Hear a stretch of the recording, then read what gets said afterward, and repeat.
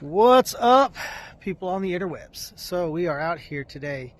We're out here to say goodbye to a very long lost friend of mine. A lot of you don't know about this friend of mine because I did not join the team until I got that car right there. So y'all know that car, the S14 with the 1UZ in it. We ended up picking up that car because, well, actually the wife found that car for me when I popped the motor on this other car that I built for the second time.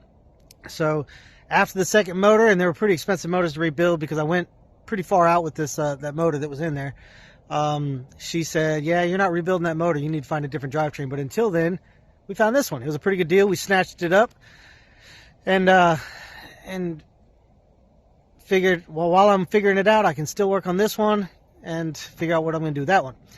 Well, I had a buddy kind of come up and just make me an offer. I started kind of throwing the idea back and forth to getting rid of this car and putting the money into this car. This car, everybody says the S14 is a better drift chassis. This one is an S13. And, so I guess without further ado, I'll go ahead and show you the car. Well, it's kind of hidden, isn't it? Oh.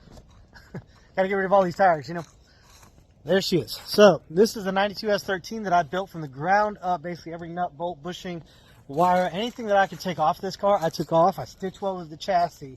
I had Matt Pollock make me a set of knuckles for it, where I made custom inner and outer tie rods, custom lower control arms. Everything on the thing has been replaced in some way, shape, or form. Had a buddy put the cage in it. It was an FD spec cage outside of the intrusion bars.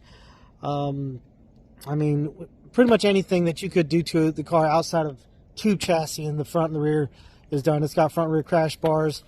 Like I said, full cage. It's still got quite a bit of the interior. And actually, this car still had AC. It's because it's a KAT that I built that we ended up putting down, surprisingly, about 518 horsepower with. First motor lasted pretty good a little bit. I mean, about a year. I was still kind of tweaking it.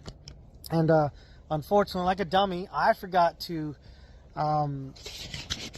turn on my fans, which unfortunately caused me to overheat the motor and pop off 3 of my ring lands on the top of the pistons. Well, being the $1,000 pistons, and I also messed up one of the valves at that time. And the valves were $500 valves because they were stainless steel valves.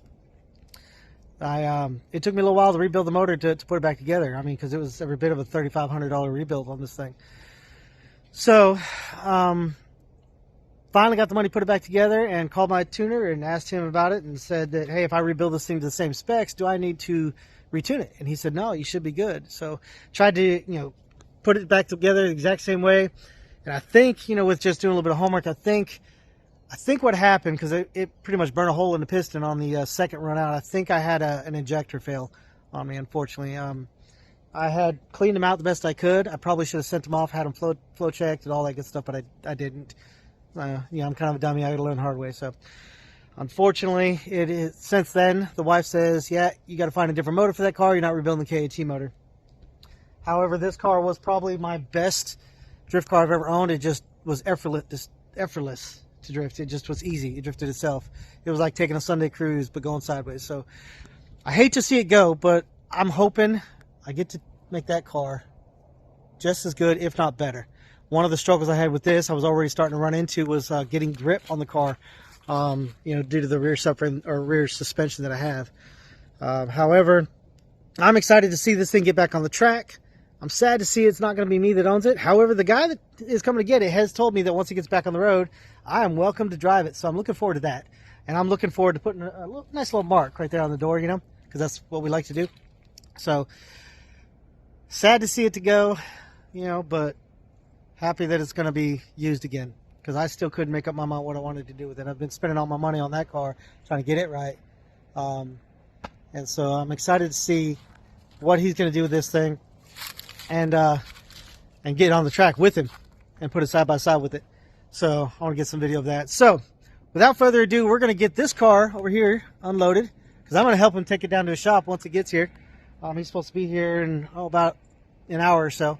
So I got to get my truck unloaded, get that car unloaded, get this one backed up, and he's going to come over and help me load it up, and he pays for it. So on the good note, the money that is coming from that car is going to that car. And we've had a little change of plans due to that fact. Well, kind of had to change of plans beforehand, but it's going to speed up the process. So I'm hoping fingers crossed, that I'm going to be able to make this work within the next, off season here. And we're going to come out with a whole new setup for that car. So stay tuned, hit that subscribe button, hit the notification so that you can find out and you don't miss any of the transitions, because we're going to have some fun with that car. Just wait and see. All right, till then, y'all, let me get it unloaded. Peace.